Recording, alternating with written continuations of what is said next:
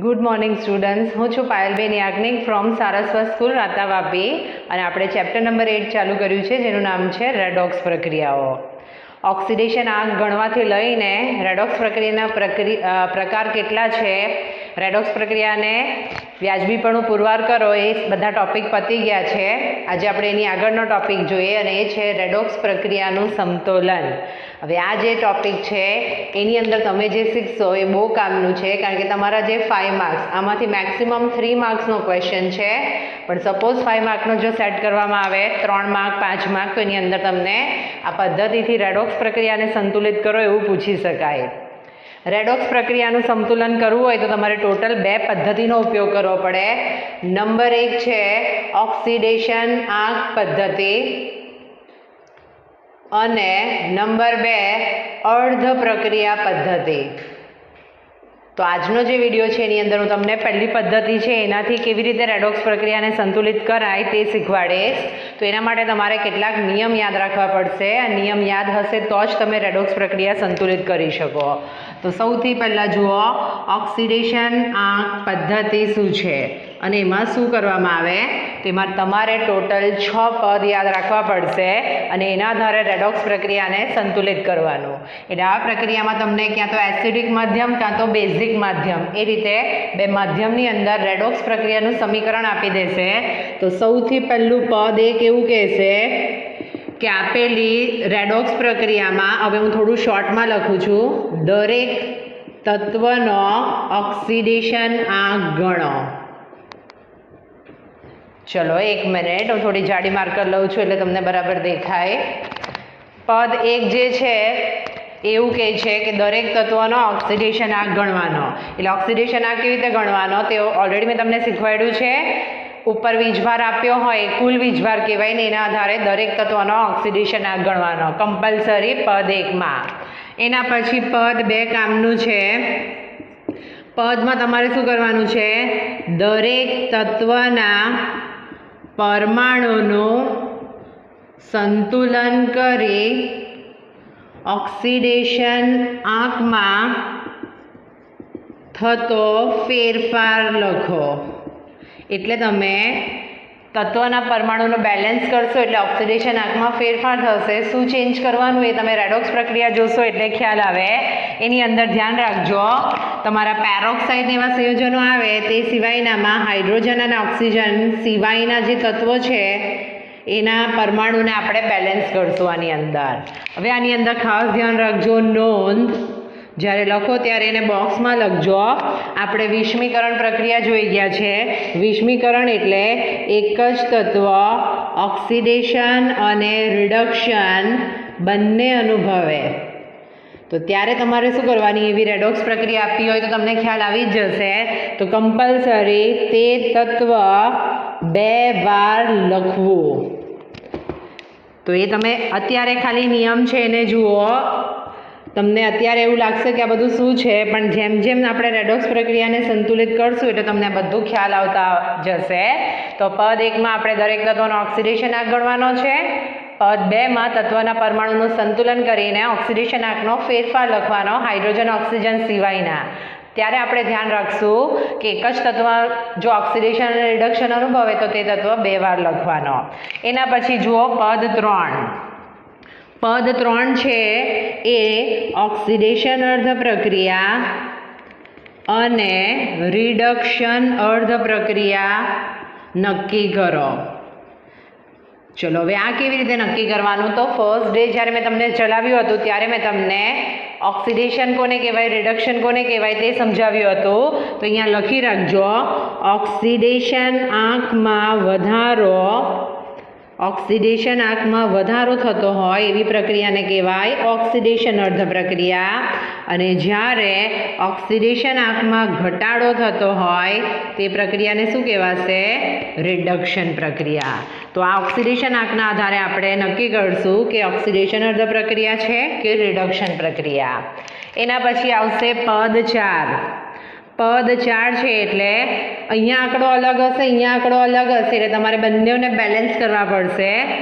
Oxidation આંકના તફાવતને સંતુલિત કરવા યોગ્ય સહગુણક વડે ગુણો. આ પણ તમને અત્યારે નહીં ખ્યાલ આવે, તમે રેડોક્સ પ્રક્રિયા જ્યારે ભણશો ત્યારે તમને ખ્યાલ આવશે. તો 4 પદ ખ્યાલ આવી ગયા. રિપીટ એટલા માટે કરાવું કે તમને યાદ રહે. પહેલાં દરેક તત્વનો ઓક્સિડેશન આંક ગણવાનો, તત્વના પરમાણુને સંતુલન કરી ઓક્સિડેશન આંકમાં થતો ફેરફાર લખવાનો. એક જ તત્વ 2 વાર ઓક્સિડેશન રિડક્શન અનુભવે તો તેને 2 વાર લખવાનો. અને ઓક્સિડેશન અને રિડક્શન અર્ધ પ્રક્રિયા નક્કી કરો અને ત્યારબાદ ઓક્સિડેશન આંકના તફાવતને સંતુલિત કરો. એના પછી જે પદ 5 છે તે મેઇન પદ 5 છે. મેં તમને કીધું છે કે રેડોક્સ પ્રક્રિયાને તમને ક્યાં તો એસિડિક માધ્યમ ક્યાં તો બેઝિક માધ્યમ, બેમાંથી કોઈ બી એક માધ્યમમાં સંતુલિત કરવા કહેશે. તો નંબર 1 જુઓ, એસિડિક માધ્યમ. જ્યારે તમને એસિડિક માધ્યમ હોય ત્યારે અહીંયા જે શીખવાડું એ રીતની પ્રોસિજર કરવાની. બધી પ્રોસિજર કરશો એટલે હાઇડ્રોજન ઓક્સિજનના જે સંખ્યા હશે એ ખોરવાઈ જશે. તો એસિડિક માધ્યમ હોય તો ત્યાં તમારે યાદ રાખવાનું નંબર 1, જે બાજુ જેટલા હાઇડ્રોજન ખૂટે, જે બાજુ જેટલા જેટલા ઓક્સિજન ખૂટે, ઓક્સિજન ગણવાના છે, ઓક્સિજન ખૂટે તે બાજુ તેટલા H2O અને તેની સામેની બાજુ બમણા. ચલો, એસિડ માધ્યમ એટલે H+ જવાબદાર કહેવાનું, બમણા H+ ઉમેરો. ફરીથી આ એવું પદ આવ્યું કે તમને એવું લાગશે કે આ બધું શું છે, તો અત્યારે ખાલી પદ તરીકે જુઓ. જેમ જેમ રેડોક્સ પ્રક્રિયા ચાલશે એમ ખ્યાલ આવશે. તમારે ઓક્સિજન ગણવાના છે, પ્રક્રિયક બાજુ નિપજ બાજુ, જે બાજુ જે ઓક્સિજન ખૂટે તે બાજુ તેટલા H2O ઉમેરવાના, તેની સામેની બાજુએ બમણા શું ઉમેરી દેવાના? H+. બમણા H+ ઉમેરશો એટલે હાઇડ્રોજન ખોરવાઈ જવાના. એટલે ત્યારે તમારે બીજી પ્રોસિજર કરવી પડશે. એમાં નંબર 2, સિમ્પલ, જે બાજુ જેટલા હાઇડ્રોજન ખૂટે તે બાજુ તેટલા H+ ઉમેરો. એટલે હું જે શબ્દ પર ભાર મૂકું છું તે ધ્યાન રાખજો. જેટલા ઓક્સિજન ખૂટે તે બાજુ તેટલા H2O ઉમેરવાના છે અને તેની સામેની બાજુ બમણા H+ છે. જ્યારે જે બાજુ જેટલા હાઇડ્રોજન ખૂટે તે જ બાજુ તમારે શું કરી દેવાનું છે? તેટલા H+ ઉમેરી દેવાના છે. પહેલી વાર છે, યાદ નહીં રહે એવું લાગે, પણ તમે રેડોક્સની પ્રેક્ટિસ કરશો એટલે આ એકદમ મોડે થઈ જશે.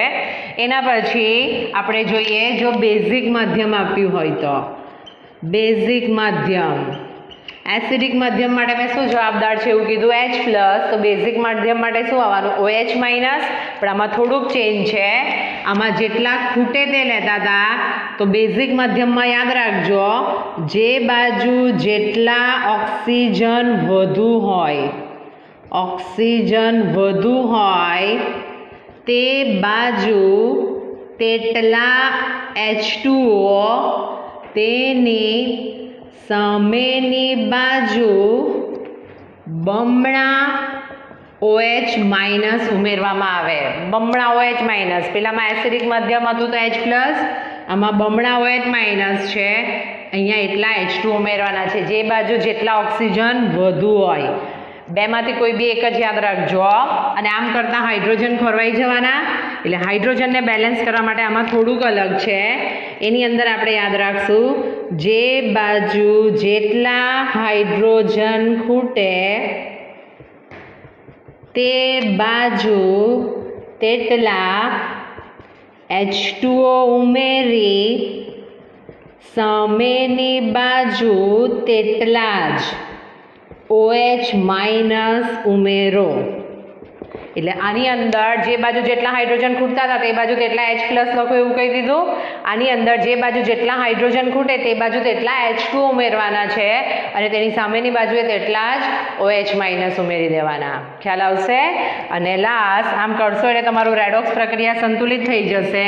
એટલે પદ 6 તમારું આવશે, સંતુલિત રેડોક્સ સમીકરણની ચકાસણી કરો. તો આટલા જો પદ જે છે નિયમ છે એ તમને યાદ રહે તો તમે આ રેડોક્સ પ્રક્રિયા સંતુલિત કરી શકો. અને આનું પહેલું જ પગથિયું એવું છે, તમે જાતે પ્રેક્ટિસ કરશો એટલે ખ્યાલ આવશે. એક ઓક્સિડેશન આંક ખોટો ગણાઈ ગયો એટલે તમારા 10 પાના ભરો તોય તમારી રેડોક્સ પ્રક્રિયા સંતુલિત ના થાય. અહીંયા આગળ ઓક્સિજન ગણવાના છે, પદ બી યાદ ના રહે તો તમે આ રેડોક્સ પ્રક્રિયા સંતુલિત ના કરી શકો. તો એના માટે પહેલાં નિયમ બરાબર પાકા કરજો. આટલા નિયમ કયા છે તે તમે સમજાવી દીધું. અને એસિડ અને બેઝ માધ્યમ માટે કેવી રીતે યાદ રાખવાનું મેં તમને કીધું છે. ખાલી એસિડ માટે યાદ રાખો ખૂટે તે બાજુ તેટલા ઓક્સિજન, બેઝ માટે વધારે હોય તે. અને બાકીનું તો તમે પ્રેક્ટિસ કરશો એટલે ખ્યાલ આવી જશે. ખ્યાલ આવ્યો? ચલો હવે આપણે એક રેડોક્સ પ્રક્રિયા નિયમથી સંતુલિત કરીને જોઈએ એટલે તમને વધારે ખ્યાલ આવે.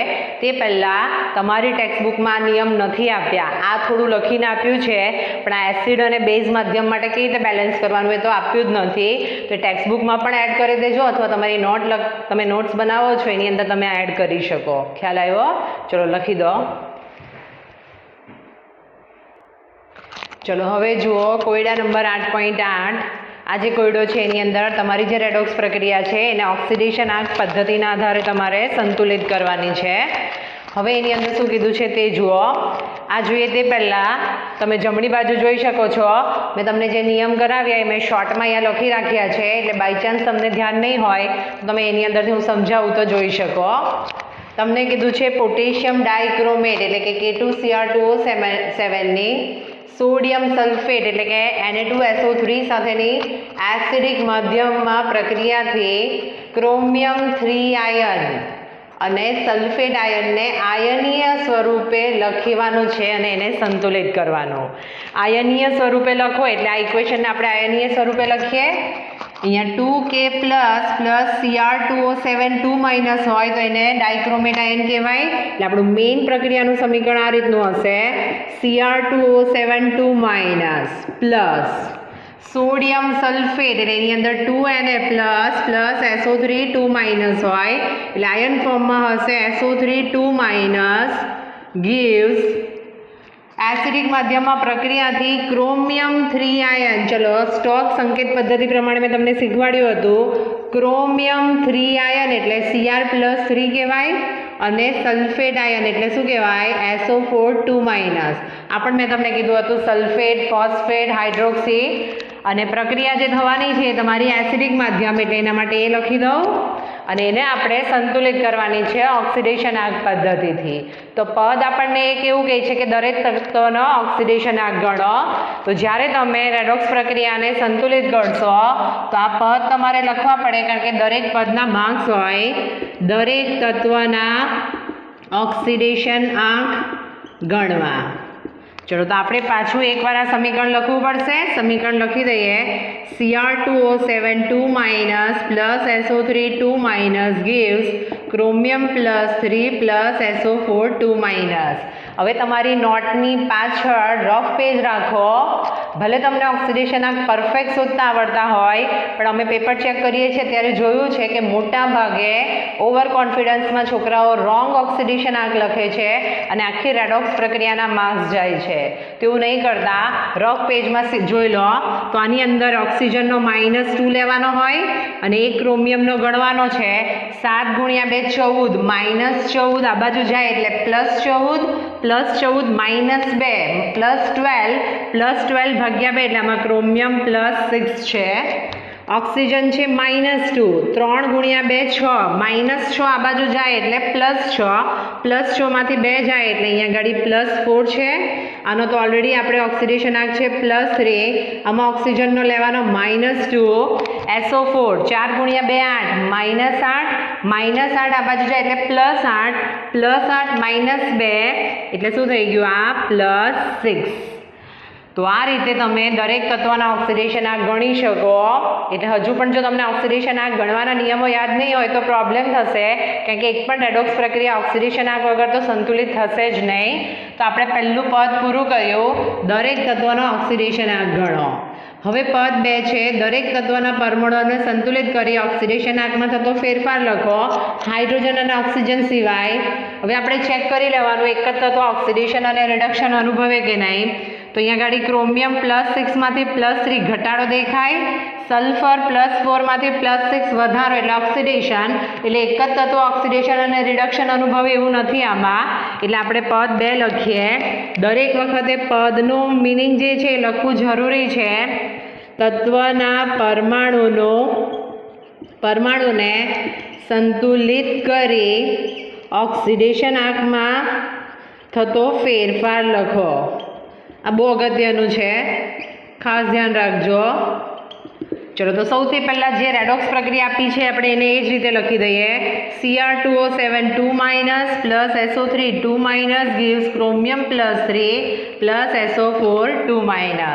આની અંદર ઓક્સિડેશન આંક લખવાના નહીં, પહેલાં જુઓ તમારા સંતુલિત છે કે નહીં. તો અહીંયા ગાડી ક્રોમિયમના 2 મોલ છે, અહીંયા ક્રોમિયમનો 1 મોલ છે, એટલે અહીંયા કેટલા લખવા પડે? 2 મોલ. ત્યારે ધ્યાન રાખજો, જેને પણ સંતુલિત કરો એના નિપજ અને પ્રક્રિયક બંને બાજુએ આંક વડે ગુણવાનું, એટલે આને પણ 2 વડે ગુણો એટલે +6 થઈ ગયો, અને 2 વડે ગુણો એટલે કેટલો થઈ ગયો? +12. આ ધ્યાન રાખવું પડશે. ઓક્સિજનને તો બેલેન્સ કરતા જ નથી, અહીંયા આગળ -2.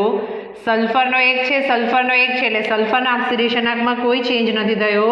+4 +3. ખ્યાલ આવી ગયો? તો આ થઈ ગયું પદ 2. પદ 3માં તમારે નક્કી કરવાનું છે ઓક્સિડેશન અર્ધ પ્રક્રિયા. ચલો તો મેં તમને કીધું છે ઓક્સિડેશન અને રિડક્શન અર્ધ પ્રક્રિયા નક્કી કરો. ઓક્સિડેશન આંકમાં વધારો ઓક્સિડેશન આંકમાં ઘટાડો. તો 4 માંથી 3 થયું તે ઘટાડો કહેવાય. એક જ મિનિટ, 6 છે અહીંયા. સલ્ફરનો 6 થયો +6, તો એ વધારો કહેવાશે. એટલે પહેલાં સમીકરણ લખી દો. Cr2O7 2- plus SO3 2- gives 2Cr+3 plus SO4 2-. વીજભાર લખવાનું ભૂલતા નહીં. +4 અહીંયા ગાડી +6 અને અહીંયા ગાડી +12 છે. એટલે આમાં જે તમે જોઈ શકો છો +4 નો +6 રૂપાંતર થયું. 2 નો વધારો કહેવાય. +5 +6 માટે આ કઈ પ્રક્રિયા આવે? ઓક્સિડેશન અર્ધ પ્રક્રિયા.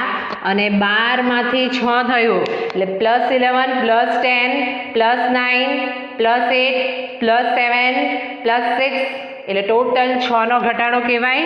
એટલે આ કહેવાશે તમારો 6 નો ઘટાડો. માટે કઈ પ્રક્રિયા કહેવાય? રિડક્શન અર્ધ પ્રક્રિયા. તો 3 પદ ખ્યાલ આવી ગયા. ચલો એના પછીનું પદ જુઓ, પદ નંબર 4. પદ 4 આપણને એવું કહે છે કે ઓક્સિડેશન આંકના તફાવતને સંતુલિત કરો.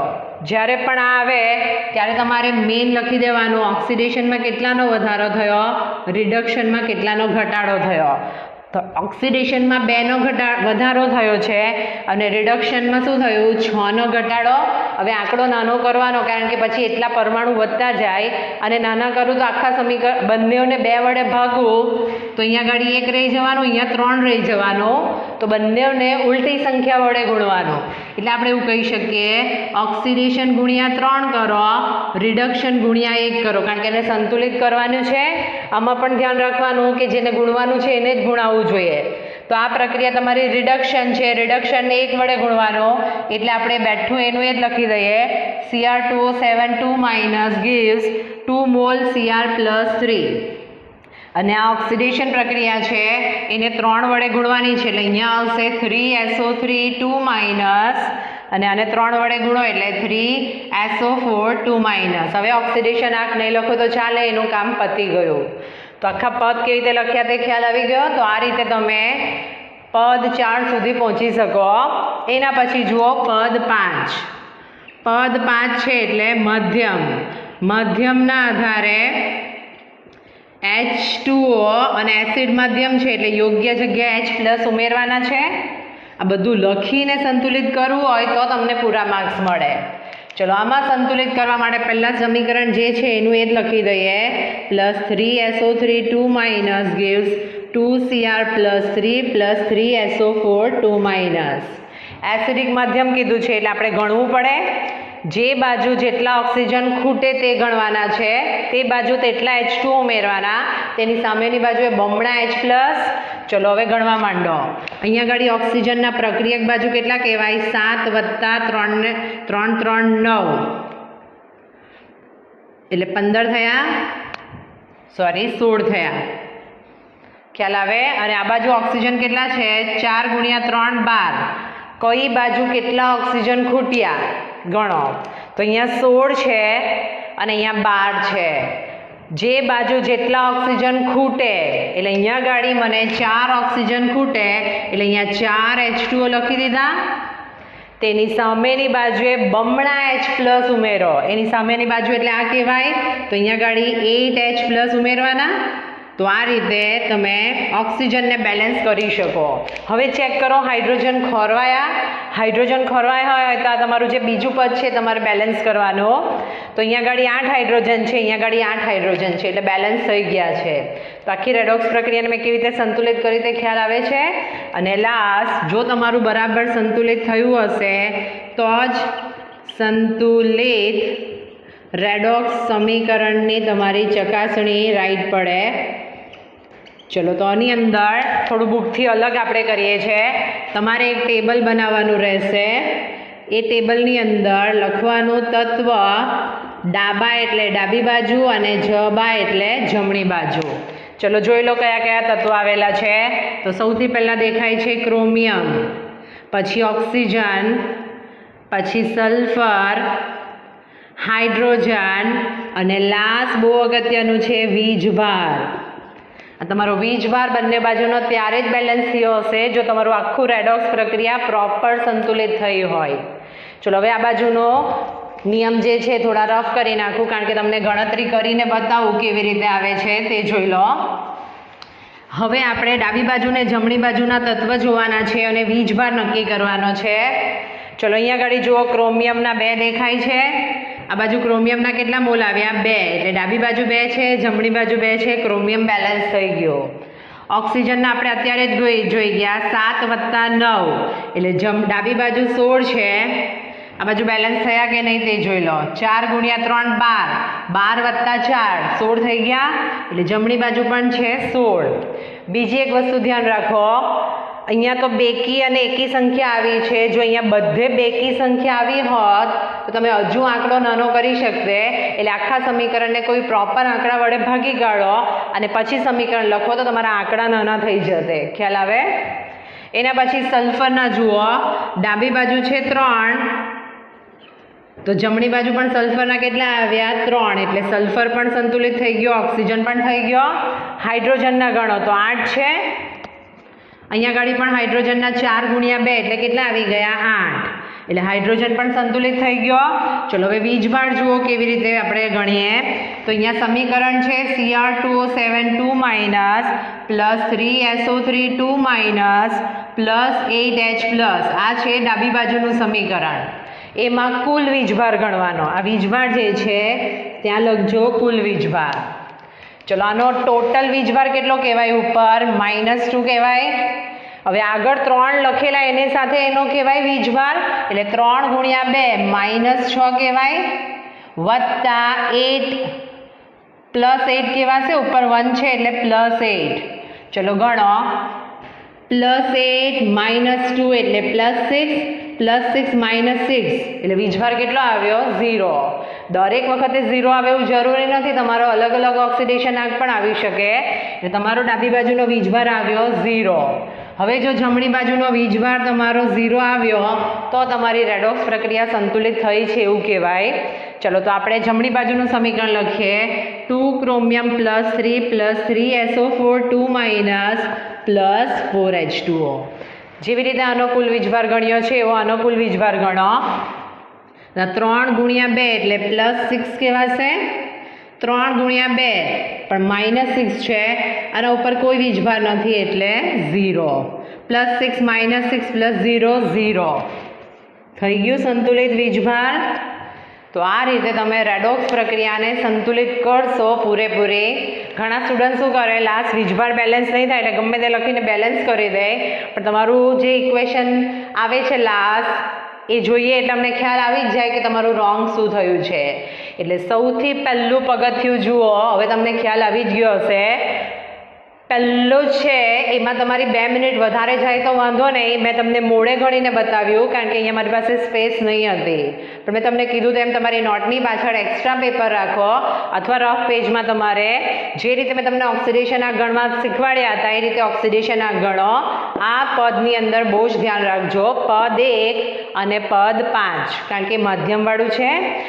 એના પછી પદ 2માં તમારે શું કરવાનું છે, દરેક તત્વના પરમાણુને સંતુલિત કરવાનો અને ઓક્સિડેશન આંકમાં થતો ફેરફાર લખવાનો.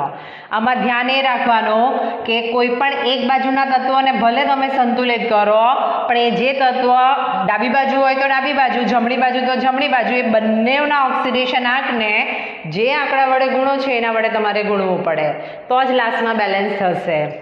જો ઓક્સિડેશન આંકમાં કોઈ ફેરફાર થતો ના હોય તો એને એની રીતે લખી દો. એના પછી ઓક્સિડેશન આંકમાં વધારો તો ઓક્સિડેશન અર્ધ પ્રક્રિયા, ઓક્સિડેશન આંકમાં ઘટાડો તો રિડક્શન અર્ધ પ્રક્રિયા. એના પછી આપણે ઓક્સિડેશન આંકને બેલેન્સ કરવાનું છે.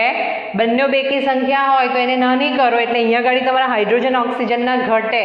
જો તમે અહીંયા 6 ને 2 વડે ગુણતે તો અહીંયા કેટલો મોટો આંકડો આવતે, એટલે તમારે શું કરવાનું, જેમ બને તેમ આંકડો નાનો કરવાનો અને ગુણો અને પછી જે સમીકરણ રહે એને માધ્યમ જે આપ્યું હોય એના આધારે ઓક્સિજન વધારે છે કે ઓક્સિજન ઓછા છે એના આધારે જે નિયમ કરાવ્યા હતા એના આધારે સંતુલિત કરવાનું રહેશે. ખ્યાલ આવ્યો? ચલો તમે નોટમાં લખવાનું છે અથવા સ્ક્રીનશોટ લઈ લો.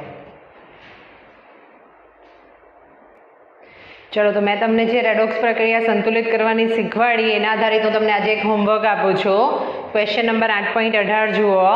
એની સૂચના જોશો તો તમને કીધું છે બીજી પદ્ધતિ જે ઓક્સિડેશન આંક પદ્ધતિ છે એનાથી સંતુલિત કરવાની છે, પણ હું તમને બંને પદ્ધતિથી જેટલી પણ રેડોક્સ પ્રક્રિયા છે એ સંતુલિત કરાવીશ એટલે તમને ગમે તે પદ્ધતિથી પૂછે તો તમને આવડે. બીજું ચેન્જ એ છે કે આ પ્રક્રિયા છે બેઝિક માધ્યમમાં થાય, એટલે મેં તમને એસિડિક માધ્યમમાં કરાવડાવ્યું તો જે બાજુ જેટલા ઓક્સિજન ખૂટે તે બાજુ તમે કરતા હતા. આની અંદર જે બાજુ જેટલા વધારે હોય એ રીતનો નિયમ હતો એને આધારિત બેલેન્સ કરવાની રહેશે. સૌથી પહેલાં એના ઓક્સિડેશન આંક ગણીને બતાવી દઉં, તે જોઈ લો, પછી જાતે સંતુલિત કરજો એટલે કોઈ મિસ્ટેક નહીં થાય. એની અંદર સૌથી પહેલાં છે MnO4 -1 એટલે ઇઝ ઇક્વલ ટુ -1 કહેવાય. એટલે Mnનો તમે ગણશો તો 4 બ્રેકેટમાં -2 બરાબર -1 આવે એટલે Mn બરાબર -1 + 8 એટલે +7 થયો. તો આમાં મેંગેનીઝનો +7 છે, ઓક્સિજનનો -2. આના ઉપર -1 લખ્યું છે એટલે કુલ વીજભાર -1 કહેવાય. એના પછી આવ્યું MnO2. MnO2 લેશો એટલે એની અંદર એક ઓક્સિજનનો લેવાનો છે -2 ઇઝ ઇક્વલ ટુ 0 માટે એક મેંગેનીઝનો કેટલો આવ્યો કહેવાય +4. એટલે અહીંયા આગળ મેંગેનીઝનો આવશે +4, અહીંયા આવશે -2 અને આ તો I2 સ્વરૂપે છે એટલે એનો કેટલો આવવાનો 0. હવે આની અંદર કોઈ તત્વોને બેલેન્સ નથી કરવાના. +7માંથી +4 થયું તે રિડક્શન દેખાય છે એટલે મેંગેનીઝનું રિડક્શન થવાનું છે. -1 થી 0 થયું એકનો વધારો અત્યારે દેખાય તો એ તમારું શું થવાનું, ઓક્સિડેશન થવાનું. તો આ ટ્રાય કરજો, નહીં આવડે તો હું તમને કરીને બતાવીશ પણ મારા ખ્યાલથી તમને આવડે એવી જ છે. ફરીથી કહી દઉં, સૂચનામાં લખ્યું છે અર્ધ પ્રક્રિયા પદ્ધતિથી સંતુલિત કરો, પણ આ બધી જ પ્રક્રિયાને હું તમને ઓક્સિડેશન આંકથી પણ ગણીને શીખવાડું છું એટલે આપણે બધી પ્રક્રિયા સંતુલિત કરશું. તો તમે આ જાતે પ્રેક્ટિસ કરશો, ભૂલ પડશે તો તમને ખ્યાલ આવશે કે રેડોક્સ પ્રક્રિયામાં કઈ જગ્યાએ તમારી મિસ્ટેક થયેલી હતી. ખ્યાલ આવશે તો ખાસ આ રેડોક્સ પ્રક્રિયાને જાતે સંતુલિત કરજો. બાકીની રેડોક્સ પ્રક્રિયા આપણે નેક્સ્ટ વિડીયોમાં જોઈશું.